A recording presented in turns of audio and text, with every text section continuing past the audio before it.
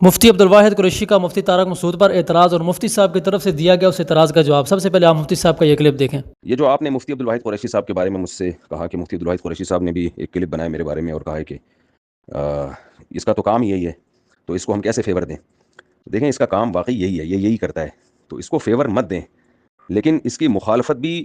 یعنی جو کیس اس پہ ڈالا جائے تو وہ کیس ڈالا جائے نا جو صحیح کیس ہو۔ اس کا تو کام ہی یہی ہے، تو اس کو بنیاد بنایا جائے نا کہ اس کا تو کام ہی یہی ہے، تو ان کاموں کو کورٹ میں ہائی لائٹ کیا جائے، ان کاموں پہ ایف آئی آر کٹوائی جائے کہ بیسیوں چیزیں اس کی سامنے لائی جائیں کہ دیکھیں اس نے فلاں موقع پہ یہ کہا، فلاں موقع پہ یہ کہا، فلاں موقع پہ یہ کہا، فلاں موقع پہ یہ کہا، جس سے مسلمانوں کے جذبات مشتعل ہوتے ہیں۔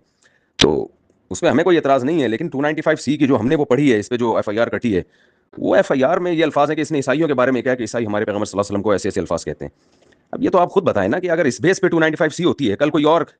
منظور مینگل صاحب پہ، مولانا منظور مینگل صاحب پہ کر دے گا، کل کوئی اور ہم پہ کر دے گا، کل کوئی اور کسی اور پہ کر دے گا،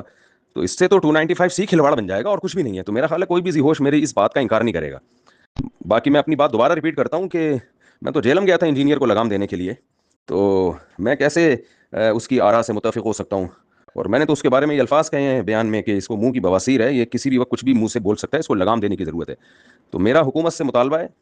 یعنی میری رائے یہ ہے کہ اگر میرا پیغام حکومت تک پہنچے تو اس کو تن کے رکھنا چاہیے، اور اس نے جو مذہبی منافرت پھیلائی ہے اور ہر طبقے کے افراد کو اس نے جو مشتعل کیا ہے اس اشتعال انگیزی اور اس مذہبی منافرت پر، اور یہ اس میں لیبل لگایا توحید اور بدعت کا خاتمہ، لیبل بڑا اچھا لگایا اس نے، تو یہ اس بدتمیزیوں پہ اس کو قرار واقعی سزا ملنی چاہیے۔ اور اگر کوئی واقعی صاف لفظوں میں گستاخی کا واقعہ بھی اس کی زبان سے صادر ہوا ہے، صاف لفظوں میں، جس کا کچھ اور مطلب بنتا ہی نہیں ہے،